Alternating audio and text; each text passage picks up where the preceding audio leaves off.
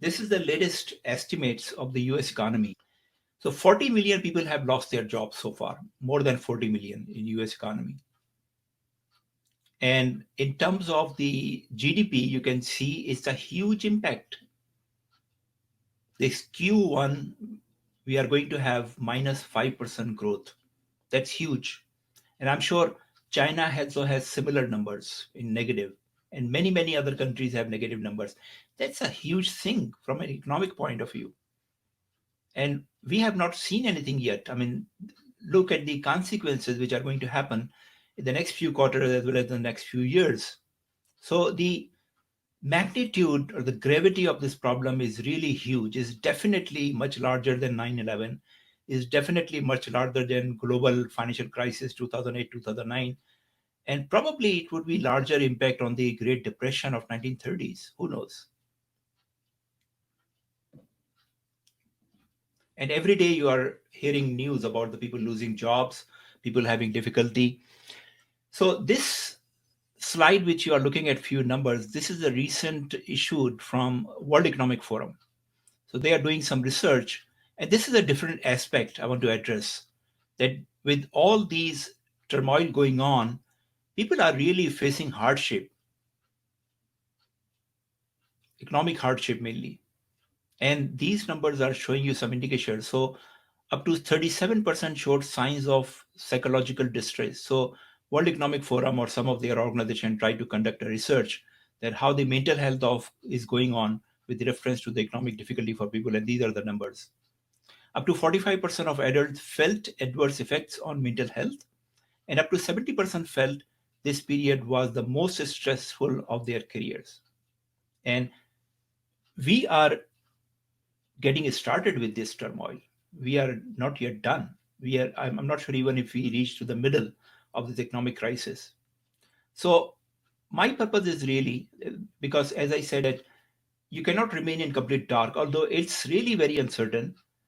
But we have to have some idea. And from my side, with my experience and background and my research, I'm trying to clarify a few things for you based on my best judgment. So at least you could have some idea, some clarity, what is possible, what is not possible, and can do something. Sitting idle and doing nothing would create more stress. So my presentation is in the background of these numbers also. I know a lot of people are in their distress situation, but let's see what we could understand from this situation and what we need to do in terms of if anything we can do. The social trend is very clear now that starting with the social trend like social distancing, shaking hands, world is going to be different, definitely very different. Even if there is vaccine, the coronavirus is completely eliminated, social norms have been re-established, and that's going to change the lifestyles of people.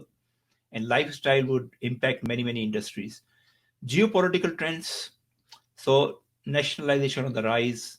I don't know if it is a good thing or bad thing, but definitely with the tussle between China and USA is going to impact the whole global economy. And global trade is going to shrink. One thing is also very clear that the volume of manufacturing, global manufacturing China has experienced is not going to be the same. It's going to significantly decline very quickly. So with that decline of manufacturing volume, Chinese economy would be in problem. US economy is already in problem. So keep assured with these two larger economy, the whole world would be in problem. But globalization is still working very well for the digital entities, the business models which are depending on the digital reach or the internet. They're still doing very well, and the good example is Amazon and a lot of other .com businesses. So that's a positive side. This decline, increase in nationalism and decline in globalization, going to promote the localization. So local economies are going to grow, prosper, and many things which we depend internationally on the import export, they are mainly going to be more dependent on the local economy and local production facilities. Online communication, I think everybody has experienced some level of it, and generally speaking there is a positive feedback. The people who have never used it, their feedback is that it works very well. Now there are also some complaints for the people who are using it first time, but one thing is clear, that remote working works. And for employer is it's an attractive news or good news because they are going to save costs on the office space. Employees are going to save cost on the commute and time as well and the productivity as well. So of course there is a lot of things have to be normalized and standardized based on the ways of working and the standard operating procedures. But one thing is clear that it's going to be more and more in coming days. Even for the education, so I'm very clear about the higher education, that higher education is going to transform into online education in a major way. Schools, I'm not sure because the young kids still have to go to school, physically meet their colleagues and teachers, and socialize. So probably school would adopt some format of blended 2 days online, 3 days school, or because they also have to ensure the social distancing when they get back. So some model would that work, but college, universities, advanced education, there is no need to really be in class. And look, interestingly, Peter Drucker foresaw that in 1997. In 1997, 23 years ago, he predicted there is no future of college and universities based on the remote access and remote education. So it's becoming true, and I think with this crisis, it's going to happen much faster. Business trends near future.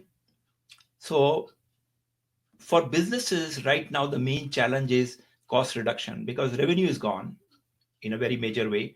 They cannot bring back the revenue. In order to maintain their survival, they need to jump on the cost reduction. Look at the airlines capacity, look at the hotels capacity, hospitality industry, look at the restaurants, all are struggling with their capacities. So cost reduction would be the first focus. And the easier thing for cost reduction is really headcount reduction. And two actions they are going to jump very quickly: headcount reduction and the technology adoption. Technology is low hanging, it's already available, it's not very expensive, and that would significantly reduce the cost as well as the headcount reduction will reduce the cost. Now, we already seeing that millions and millions of people are losing their jobs. 40 million in US, so I could imagine that what must be happening in other countries as well. So that is a big disruption in the overall economic situation. And look, not all jobs are coming back. That's very clear. The businesses are going to remodel, reconfigure their business model for the survival and growth. And based on that, they may not require all the people. So it would remain there for a while. I don't know how long, months or years, but that would be a major challenge for most of the people who are losing their jobs. In the long term, businesses really need to restructure their business models. So they are going to basically permanently, so it looks like the currently it's a temporary measure to lay off people, but we'll see in few months or next year that they are going to permanently restructure their business. And gig economy was already growing, but based on this factor is going to grow further. Now, one thing is also very clear that all the people who are losing job, even if their job is not coming back, they are not going to sit idle for the rest of their life in their home. They are going to do something. They are talented people and they will find some way to use their talent, and that probably would grow very rapidly. The gig economy we have been talking about in different forms, it's not yet very structured, but definitely it would emerge very quickly in the next few months.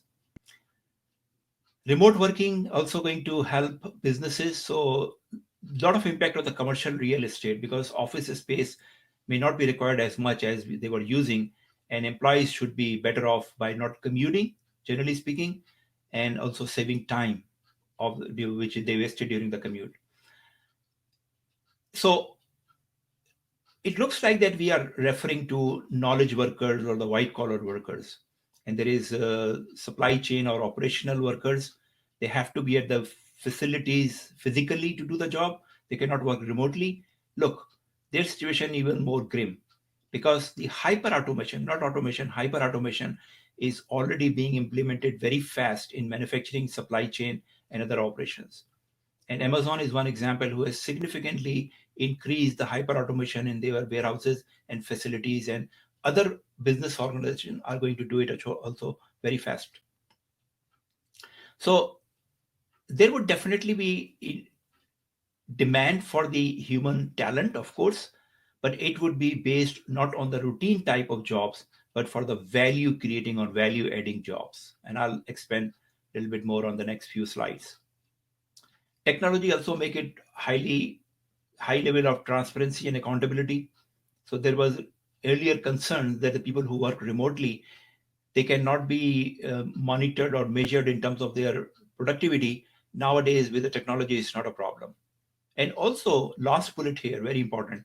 Even for the salaried people, businesses are already coming out with some ideas to link with some variable factors, because they are, so businesses are smart.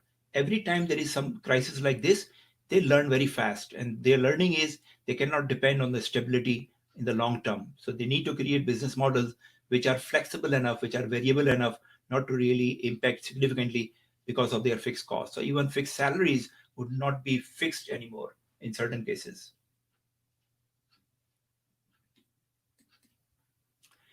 So this is my best guess about the industries which are going to be impacted positively and negatively. So many industries, we already see that they are badly hit.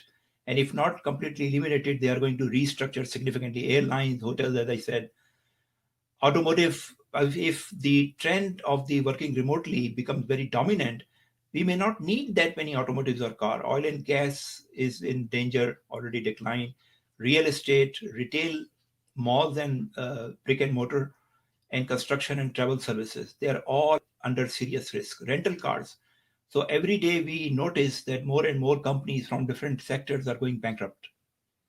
But certain sectors which are expected to grow, and they're already growing, of course, healthcare and wellness, technology, security, safety, online shopping, telecommunication, online education, home deliveries, green energy type of things. And there are a lot more other industries related, but this gives you a fair idea that what type of industries are in danger and what are type of industries who are growing. So see yourself which industry you belong to. And that's very important to understand that what are the risks associated with your future career. So airlines would survive, hotels would survive to some extent, but not the same level. Look at Dubai, for example. There is already huge overcapacity of hotels. What are they going to do in future? And tourism is not coming back to Dubai. That's very clear and obvious. So what are they going to do with that huge capacity they have created? So that's the first time we are learning in the human history that when you create huge capacities like airlines, like hotels, like other resorts, if something happens like this, which we are experiencing today, what to do with those huge capacities?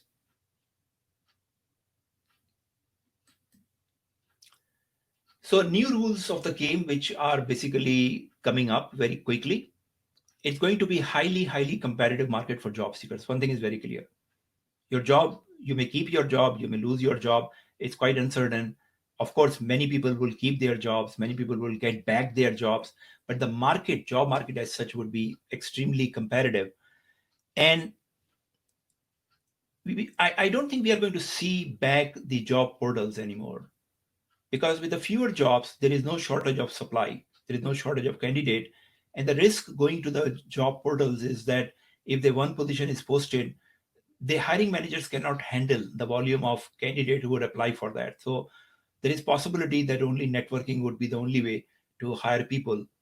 And definitely high demand for the soft skills and attitude, the behavior part, because many employers and the HR expert believe that you can teach hard skills, but the natural skills, attitudes, behavior, they are very difficult to be changed. So they look for people and employees and talent which is already talented in certain soft skills and attitudes.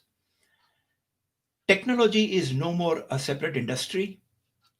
Every industry has a technology part, and technology has become a common denominator. So I'll address that in short while with few slides, but you need to look at your career, look at your skill set, and see how could you develop skills, not becoming an IT expert, but whatever you do, how could you combine your core skill, core talent with some technology part? Because without technology, you will be handicapped. So that's very important aspect of developing your career. Shift in the focus from experience to skills. So yes, You may have a 10, 15, 20 years experience. It is still useful. It's not completely disregarded, but it's not going to be as relevant as it used to be. So more focus of the hiring manager is on what can you do in future rather than what did you do in past, because the environment is going to be very different. Past environment, past experience may become completely out of context. So also ensure that part. And the last bullet here, the only easy way was yesterday. This is basically a slogan from US Navy SEALs. I like this because this is really very, very applicable. And for some people, it may be a little pessimistic. Oh my God, my good days are over. No, it's encouraging, it's motivating because this is really challenging us to use our full potential. Everybody, anyone you ask, would never say that I'm fully utilized in terms of my potential. They always have capacity. And this is the time for us, all of us, to gear up our unutilized capacity.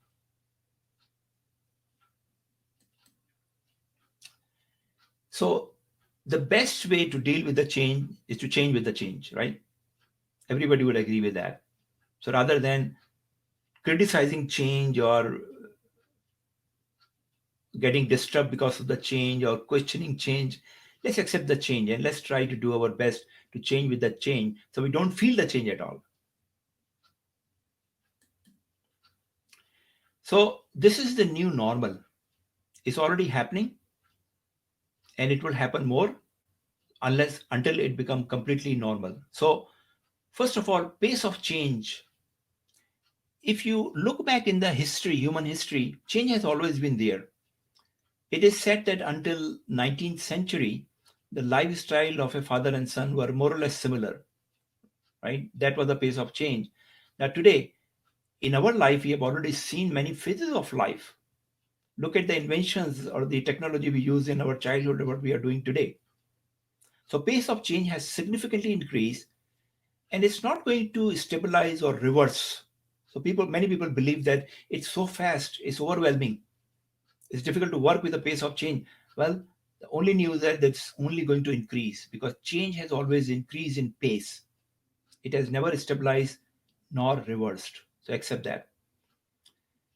Innovation is going to further increase. That's also another factor related to change. So whenever there is some crisis like this happens, a lot of innovation takes place afterwards because that is how our mind is designed.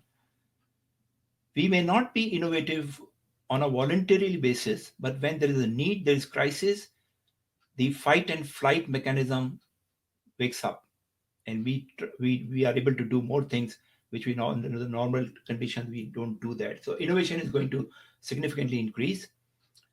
And look at the crisis also, that we call it a crisis, but 2001, 9/11, around the same time there was a dot-com bubble burst, and then 2008, 2009, and then 2020. So looks like that every 6, 7 years we will have a crisis cycle, a new crisis bigger than the previous one.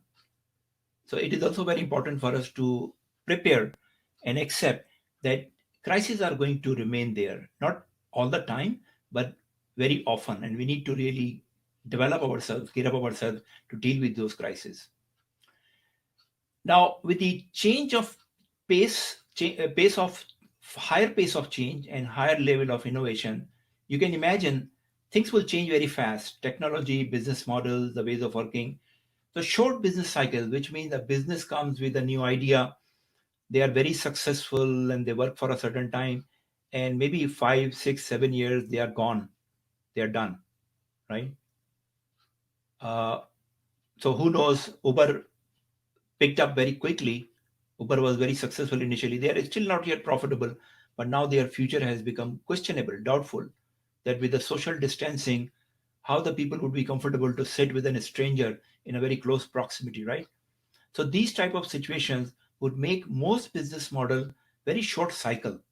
They may be very successful for a very short period of time, but soon they will become much more vulnerable. Some might survive with their level of adaptability, many would fail. That would trigger next item, less permanent roles, between that when the technology is changing, when the ways of working is changing, when the lifestyles are changing, the roles may change very quickly from one role to another role. There may not be a permanency or long-term nature of the roles.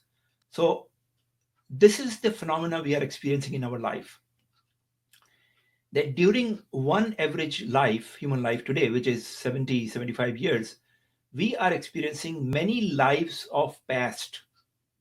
People used to have in 18th, 19th century very stable life all of their life. And we in this generation, we are experiencing multiple lives, right? How does it relate to career then? My father worked for the same company, more or less in the same role for 40 years. 40 years. Is it possible?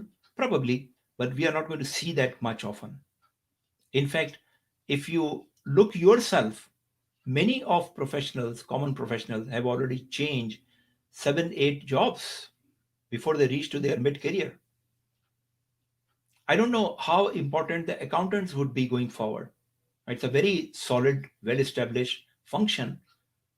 It was always needed. It is said that accountants are the only professionals who start their job before the business is formed, and they are the ones who basically survive even after the business is closed to close the books. How will it take shape in the future? I don't know. It's uncertain. So, what we should prepare ourselves is for multiple careers. Now, let me explain. I'm not suggesting you to wind up your career or start doing something. I'm just helping you prepare with what could happen. We don't know what's going to happen. We are just trying to make our best guesses. And the idea is rather than sitting idle, doing nothing, let's at least try to prepare ourselves. Because if you prepare yourself, you're not going to lose anything. You just over prepare, and if it situation happens, then you are ready for it. If it doesn't happen, then you don't lose anything, right? So multiple career is the future. Gig economy, already some people are doing it. They have full day job and they have something on the side activity. They do on the evening or they do on the weekend, but they have multiple stream of income. It's going to be much more service orientation. So wherever in whatever role you work in future, you have to demonstrate your level of service as a human being. Because for other jobs where there is no quality of service required, robots are there. And also, don't misunderstand that I'm suggesting a very workaholic lifestyle. With the millennials coming into the mainstream, there is a lot of focus on the quality of life. And that is why the millennials are very different in their approach and lifestyle to career than the other generations. So there would be a lot of focus on quality of life, and there would be a lot of talk and discussion and debate about work-life balance or work-life integration. But I'm a big proponent of work-life integration. And just to clarify, for those who have not heard me before, or the philosophy of work-life integration is not about workaholism. We are not talking about all the time working. In fact, as a matter of fact, I would say that probably in a work-life integration, you work more or less the same hours as you work in a 9 to 5 job. But you have the freedom, you have the choice when to work, when not to work.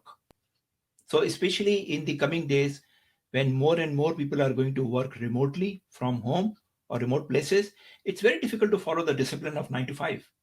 Many people are already complaining that I'm working more hours from home than in office. That's true. But that's your flexibility. When you start the work into 9 in the morning, you are not supposed to work continuously 8 hours. Otherwise, you are missing the whole point of working remotely. Now, it's very initial stage, so many employers are also not ready for that concept, but that's not going to work 9 to 5 working from home. Working from home means flexibility, freedom. You just need to fulfill your hours or do the hours work, but then it's your flexibility. If you have time after 11 p.m. where the kids are gone to their bed, that's perfect. You could do some work with concentration if it is not very urgent or priority. That's work life integration is. So your survival is through your personal transformation. And I would say that this is really an opportunity for you. Whether you feel that your job is fully secured, nothing is going to happen, you will continue to do your job and your career, or you think there is some risk involved, or you have already lost. In either case, try to start a process of self transformation. First thing is that world is going to change. Doesn't mean that you have wasted your career so far, whatever work you did. So I'll explain you in another slide how to rebrand your past. So look back at your career, what you have done, what roles you have performed, and how could you make it best out of it. So rebrand your past based on the future. Number two, carry out a thorough self-assessment using personal SWOT analysis. I explained in some previous session, I'll explain it again, but this is very important that you spend some quality time, at least 3-4 hours with yourself to go through your SWOT analysis and then develop an entrepreneurial mindset. It doesn't mean that you have to become an entrepreneur, you have to start a business. Even with full-time employment, you can still change your mindset by adopting an entrepreneurial mindset. I'll explain to you in a moment what does it mean. And learn multiple skills for multiple opportunities. Now, we don't know what opportunities will come our way. With such a big change, many industries are collapsing, many industries are emerging. We don't know what opportunities. What you could do best is to learn as many skills as possible. And that also develop a mindset that for future, look for multiple income streams. Whatever you do, even if you have a full-time job, try to do something on the side. There are always practical ways available, but don't totally depend or rely on one income only. It's very risky going forward. As I said, businesses are smart. Every crisis bring them opportunity to learn and reinvent themselves. As an individual, you should also do the same.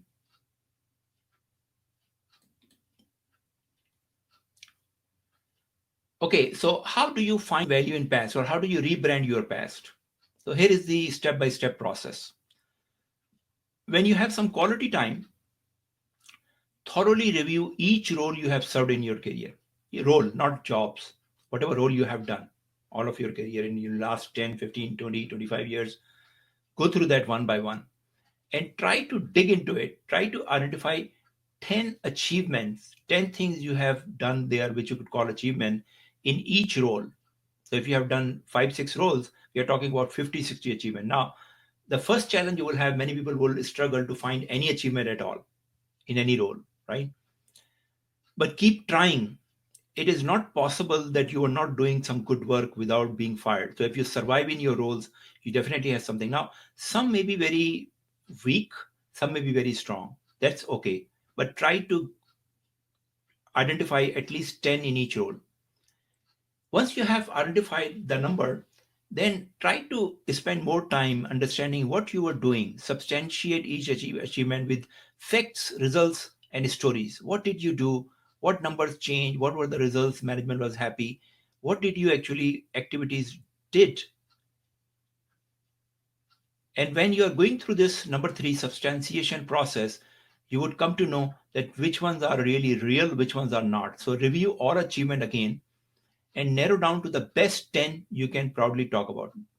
So ultimately, you're starting with 50, 60, but ultimately, you're narrowing down to 10 of all the career, all the past experience you have had, 10 best. This becomes your brand, these 10 achievement. Now, do one more thing. Again, for each achievement, take further time and add further facts, results, and stories. As a matter of fact, number 6, for each achievement, create a one-page script, a summary which you could read and practice telling your achievement and story with emotions and energy. That will become your personal brand for your past experience. If you are able to do this exercise, which is a little cumbersome for many people, I have done it at one point of time in my career, and believe me, it changed my past. Now, it is said that you cannot change your past. When I went through this exercise, which was basically advised and suggested by a very senior level executive recruiter, very experienced and seasoned, after that exercise, I found that, wow, I was doing so much good work, I was not aware myself. That is how I recreated my resume, and my job search process completely changed. Not only the resume, so this is very important that you create these stories yourself and you talk about it, you rehearse with them, and you create a narrative that whenever next time you're sitting in the interviews, these stories comes naturally from you. And that is how you could use your past in best manner to brand yourself.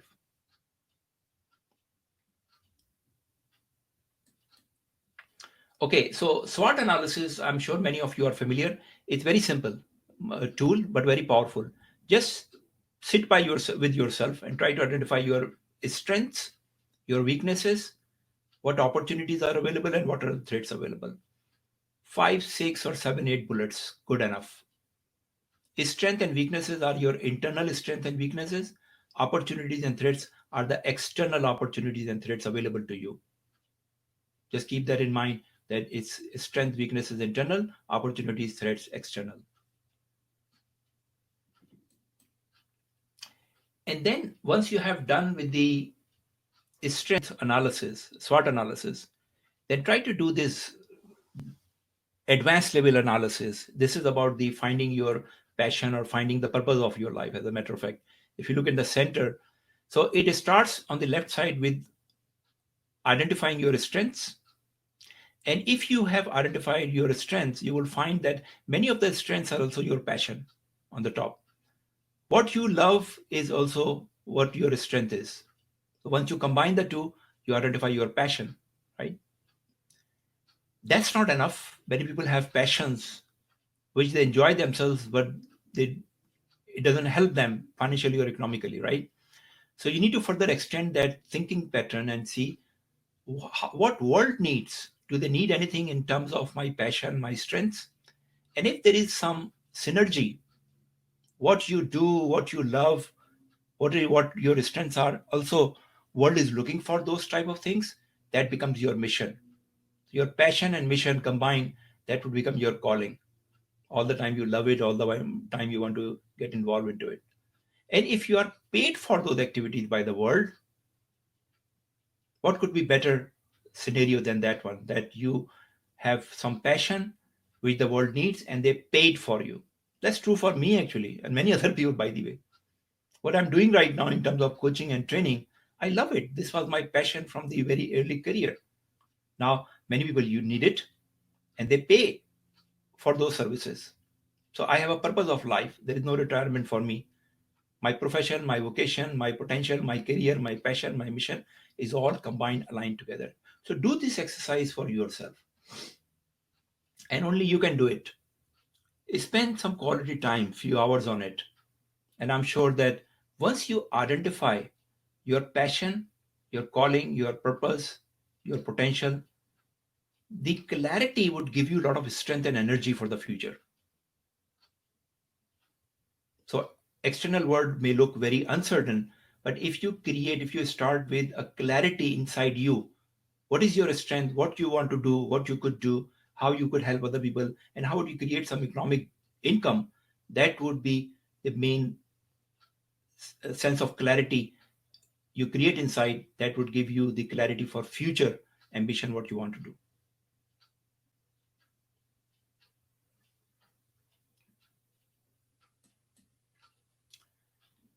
So let's talk about some skills. That the challenge here is that while we are not very sure that the role we have been performing would survive or not, or what roles would emerge, how should we know that which skills we should learn, which we should not? So this is a very generic skills pyramid, as I call it, and these are mainly soft skills. Soft skills are universal skills, which means that whatever role you do, let me give you an example. If you are a senior finance professional, or if you are IT professional, or if you are in R&D, or if you are in supply chain, marketing, operations, you need all these soft skills. You need every one of these skills to sharpen your skills and your delivery of your service, right? So this is a generic model applicable to any role, any profession, any function. Let's understand how these different skills fit together. So at the bottom, you see foundational skills. For example, emotional intelligence is the mother of all other soft skills. Critical thinking and problem solving is a very basic talent of many people. Creativity and innovation is very fundamental to generate other ideas, right? So these are fundamental skills. Then you have enhancing skills. They enhance your capability to deliver better. Cultural awareness, cognitive flexibility, adaptability. These enhance your basic functions. And then you have certain skills which you directly use when you're dealing with the external world. And those are storytelling, negotiation, collaboration, and service orientation. So these are the top 10 skills, which I also have created a separate course for top 10 soft skills of future, right? Besides these skills, what you see on the right side, I call them survival skills. And these are the skills everybody has to some extent. If you are working somewhere, you already have some level of these skills. Personal brand, whether you know or don't know, you do have a personal brand, your perception, image for in the eyes of others. You do have some level of relationship. That is how every day you go to workplace and perform your work. And of course, you do have some level of communication. Now, communication, relationship, and personal brand are significantly enhanced with your capability in these 10 skills. These 10 skills actually work in the background, and if they you have some done some work on it, then they significantly enhance your capability to work with the survival skills.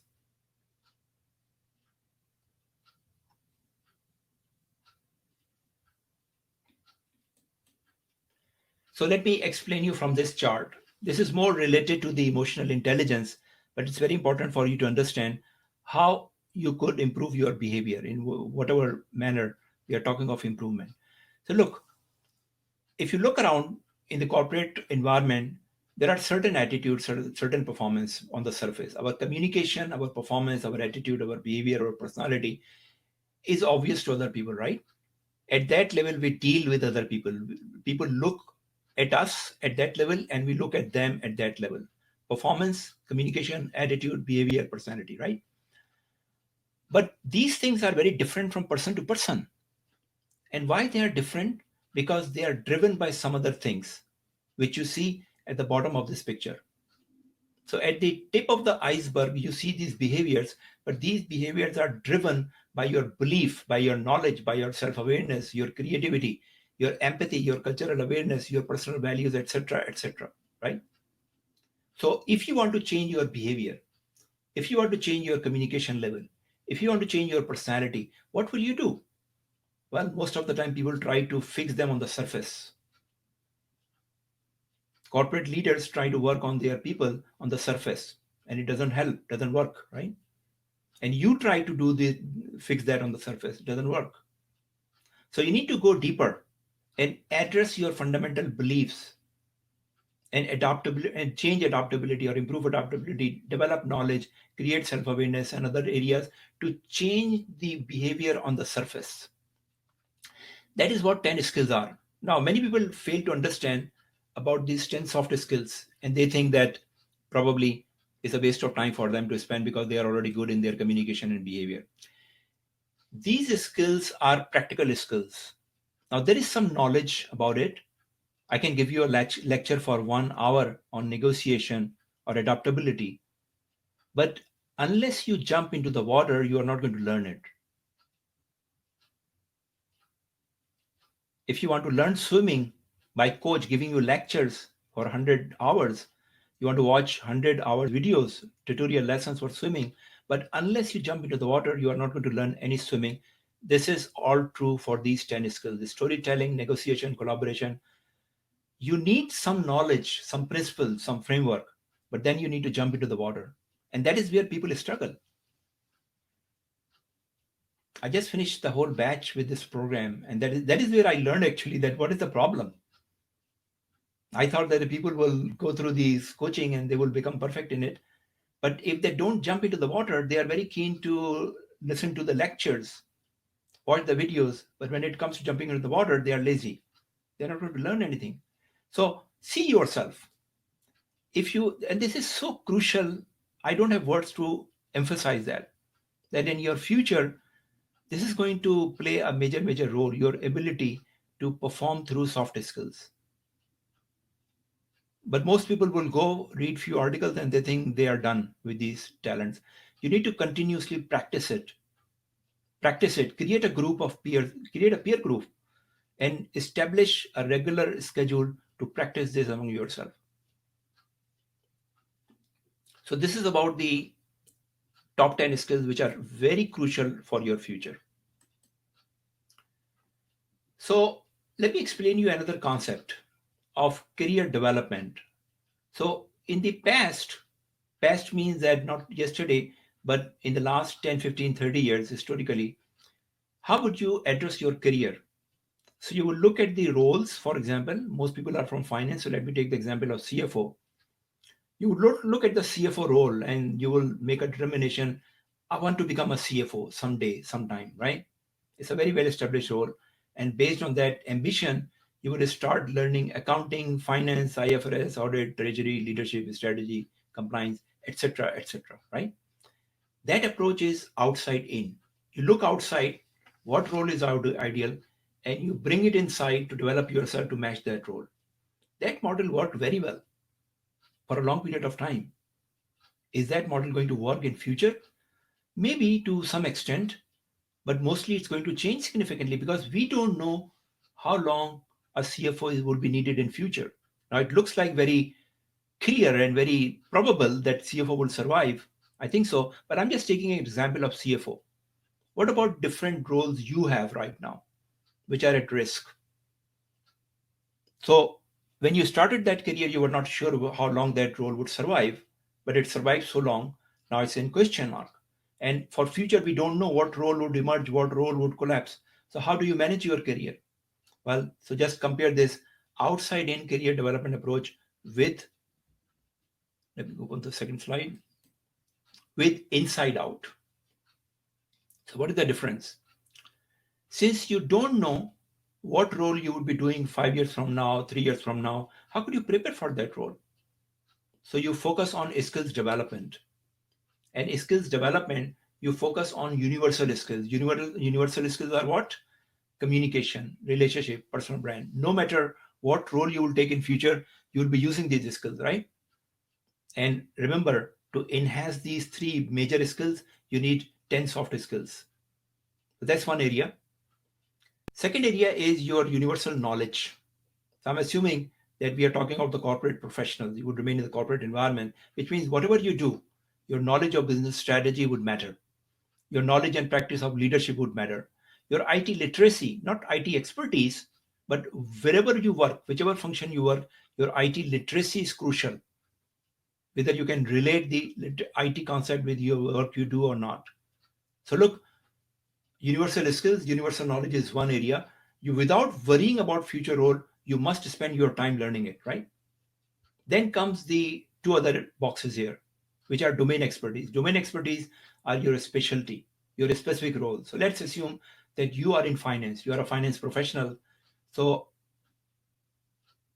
you definitely have to have expertise, you already have it, and you want to keep it for future purpose as well.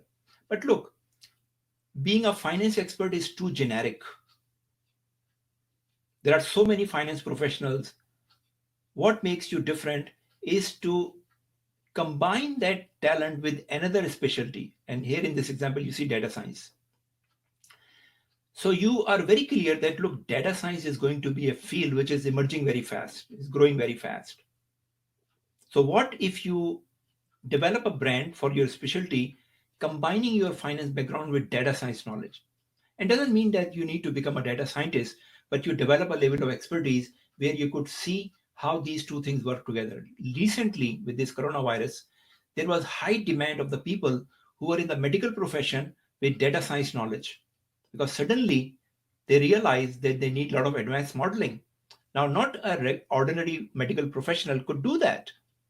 Not an ordinary data scientist could do that. They needed the people who have good level of expertise in both areas.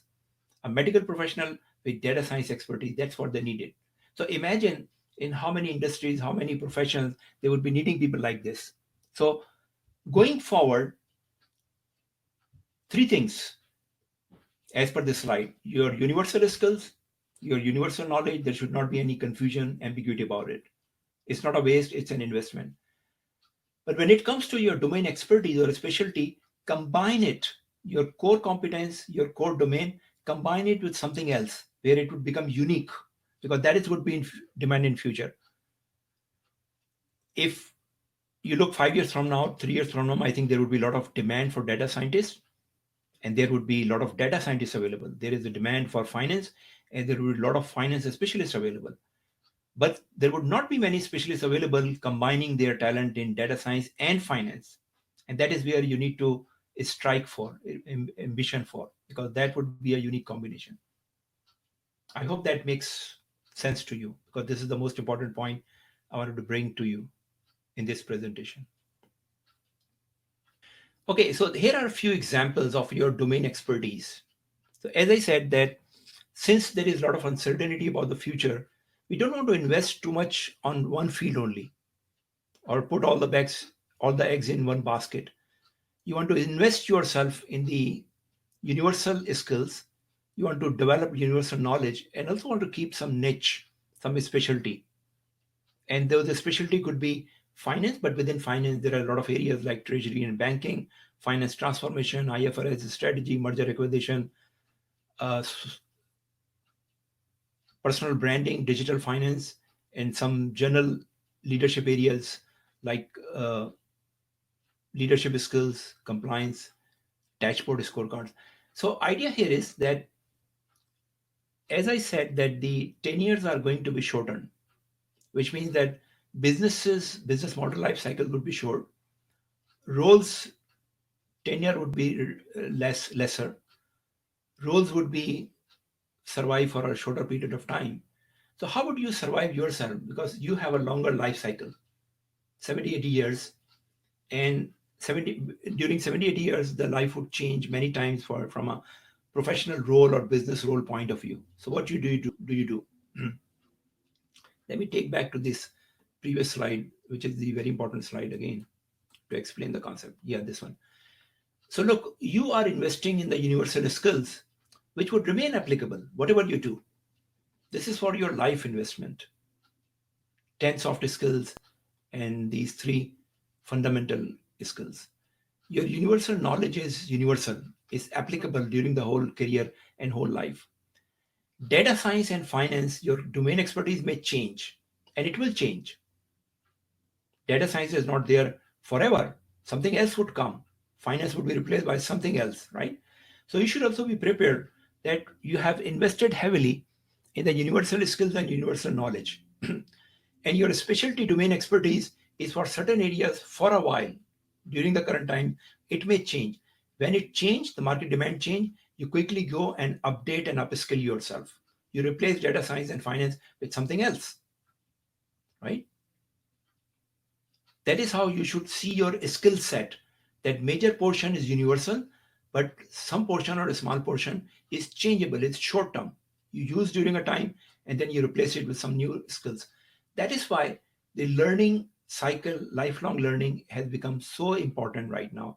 I'm sure many of the parents who have young kids who are not going to school, you are worried about them. You are worried that their time is being wasted. They're not being developed for future, right? Some schools have just given them upgraded their grades without an examination. You are worried about the quality of education, right? Let me tell you, you are more or less in the same situation like your child. You need to be in the school, not in the same school, but a different school. Because if you're not learning and developing new skills, you are like your child who are sitting idle doing nothing, wasting time. That scenario has changed. Your degrees and certifications are not really going to take your career until the end. This is the time to start developing yourself, developing new skills, refreshing new skills. Because if you are not learning, the time is being wasted and your career is defined in terms of so much time. You cannot take your career beyond 60, for example. So if you are not investing now, you are basically not ensuring the quality of career towards the future. So lifelong learning, there are some bullets. You just talked about it. So this to be integrated into day-to-day schedule. So it's not like that you'll say, okay, I'm going to a 5-day training, because that would not sustain. Those trainings do not work. As a matured adult, our learning pattern is different. We don't learn anymore like school kids. We need long-term doses, long-term treatment. So rather than going to 5 days training, just ensure that every day you spend half an hour learning something with consistency. Small digestible doses, not necessarily that you have to go back to the formal training institutions or universities or business schools. Small digestible doses in the form of video tutorials. There is a lot of, look, the world has changed and we are not using it as it is available to us. Many people ask me, should I enroll into this program, that program, not my program, but other program as well. I say, look, there is a tons of material available freely on the internet. First, try to consume that much. Any topic, you have in your mind you want to learn, just go to the YouTube and try watching free tutorials available. Even there are formal programs available from good schools free of cost. Try them, use them, learn them. And when you feel that you are saturated, you want to learn more, then go to the paid programs. And be selective. Don't jump on each and every skill. When I say that you need to learn, don't try to jump on each and every new skill come your way, because you cannot do that. World is full of variety right now. You need to be very selective. That's also an art. When you come across a lot of learning ideas, opportunities, you need to be very careful what you should focus, what you should not. And when I say that roles are not clear, we need to develop skills. I don't mean that if you are a CFO, in future you would be a carpenter. I don't mean that. That's not going to happen. But from a CFO, there is high possibility that you could become a consultant. There is high possibility that you could run your own training company, right? Related areas. So try to define your related field where you could play. Otherwise, you would never be able to focus on your talent and your skill set. And the skill set, universal skills and universal knowledge I described, this very well fits into the possible roles you could do. And also, the best learning happens when you are interacting with a peer group. Now, in Mecca CFO Academy, what we do, if you join any program, we ensure that you become part of a network. So program may end in 3 months or 6 months or 12 months, but you become part of a permanent network and you remain involved and keep networking and keep learning from each other. I think there are 250 people now actively involved. They're all Makkah alumni, but they are actively networking together. And so it's a sort of Makkah alumni community. But I'm not saying that you need to join Makkah alumni. What I'm suggesting, find out 3, 4 other professionals like-minded, create a group yourself. And you're all matured adults, you can create value out of it. And try to see that if you could mentor anyone. If you learn anything, try to find another person who need your help. And when you mentor, when you teach, you learn the best. All of my life learning is happen very effectively when I start teaching. I did my MBA. I couldn't define a strategy in one sentence. I completed my accountancy professional certification. I didn't understand accounting well. I only started to understand accounting and strategy when I was teaching in a business school, accounting, finance, and strategy. Today, I teach strategy to CFOs, not based on my MBA, but based on my own learning through teaching. So find out teaching opportunities. If you cannot find formal training opportunities, try to mentor someone. But whatever you do on the lifelong learning, ensure that it's sustainable, it's embedded in your lifestyle. Don't look for 2-day, 3-day trainings because those really do not work most of the time.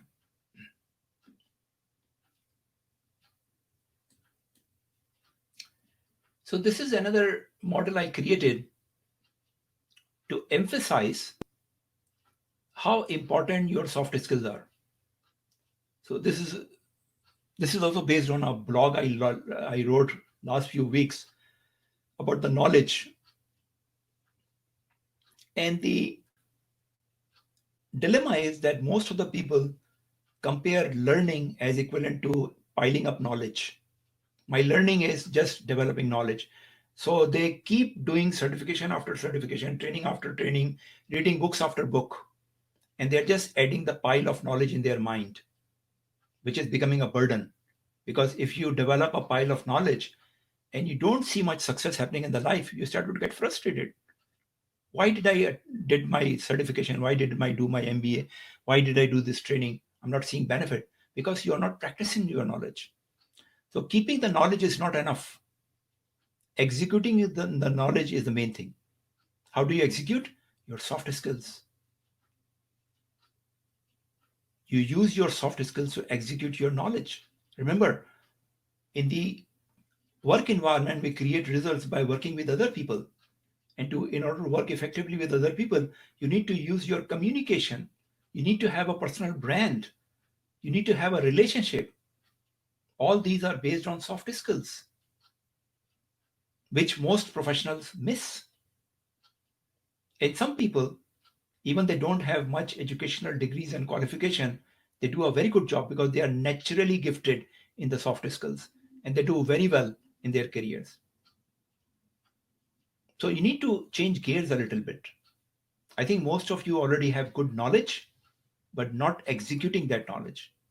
So focus on your soft skills, communication. I see it all the time. People are very smart, very intelligent, very intellectual, but when it comes to expressing their ideas, they lack. They don't have the confidence because they don't practice their speaking skills, which is part of the soft skills. So, folks, I cannot overemphasize it. This is the key of your learning going forward.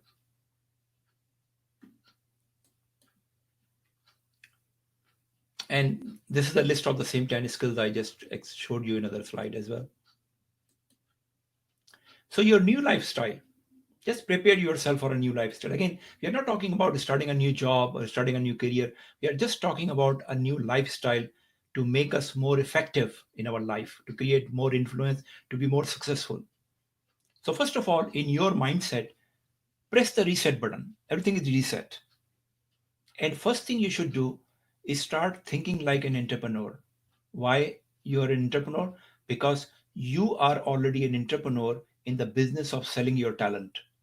Whether you do it through your job, whether you do through a business consultancy, or whether you do as a tutor, you are and you will remain a business person in the business of selling your talent. And for that, if you believe that, the only two things you have to do is to keep developing your talent and keep marketing your talent. So most people are making mistakes on the both front. Development of the talent, they assume as if piling up the knowledge. That's not development of the talent. And marketing, they don't believe that they need any marketing. If I'm talented, people will come to me. If I'm a very good candidate, people will find me. Well, in this crowded world, it may happen, but chances are very slim. So you need to take charge of your future, your career, by marketing yourself and developing your talent. By the way, Peter Drucker was very amazing futurist. Long time ago, he said every business has two functions. One is the innovation, other is the marketing. And I got inspired by that quote and I translated in terms of the professionals that every professional has two roles: developing their talent and marketing their talent. And the other side of, because your life is going to be much more integrated anyway, whether you like it or not, whether you are 9 to 5 person or not, but 9 to 5 is going to be the thing of past soon. You could obey the discipline in 9 to 5 when working in an office space, but if you're working from home, it's not possible. And most people are complaining that they are overworking. We don't need to overwork. We just need to create flexibility. It's not about workaholism. It's about work life. Actually, there is no work and life. It's just life. Work is part of life. Why do we compare the advocate of work-life balance? The problem is they compare work and life as opposing forces, that either you have life or you have work, right?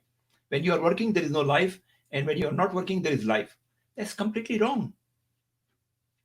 Work is an essential part of life. And work is a blessing. If you don't believe, ask those people who are unemployed for a few months what a blessing work is. So integrate your work and life. Every moment of your life is important, critical. Why do you not own the part of the work you spend at work? Why don't you own that? You should own it. That's your life. And with that mindset, keep prepared for multiple careers. Don't jump on it. I'm not suggesting that you start looking for multiple careers, but opportunity will come your way. Opportunities would come your way, and opportunities come to those who are prepared for it. So you just need to do your part. You prepare for it, and opportunity would come to you in due course. So this is my ultimate work-life integration or life career strategy, work-life career strategy. So in this model, I'm sure many of you have seen it before. Whether you do a job or you do a business or you do self-employed, this is applicable in every case. And it's very simple. It starts with creating a mindset, your belief, and then leading to work-life integration, which enables you to perform at your peak performance level. That's part of your personal leadership, your mindset, and your work-life integration. Then you prepare yourself to deal with the world, which requires two fundamental skills: personal branding and relationship. Now, you can work without them, but life would be a lot more difficult. Personal branding is what other people think about you. And everybody has a personal brand, good or bad. So why not you just understand what the image of other people and work on it and bring them to this level what you believe they should believe about you. Once they have a good image of you, the working with them will be very easy. And relationship, we are social animal, all human beings, right? Just see the people you have a good relation, how comfortable and enjoyable to work with them. So you don't need to really make everyone your friend, but at least having a good relationship makes the life easier, enjoyable. And with these two weapons, you focus on your expertise, your strategy. That becomes your strategic leadership, your core domain, your specialty. And your ultimate aim, objective of this framework is to create influence around the people you. In your personal life, in your work life, in your neighborhood, in your family, among your friends, your objective should be create influence. And if you are successful creating influence as your results, all other things would come as byproduct. Money would come as byproduct, title would come as byproduct, role would come as byproduct, opportunities would come as byproduct. If you do your job, things will happen for you.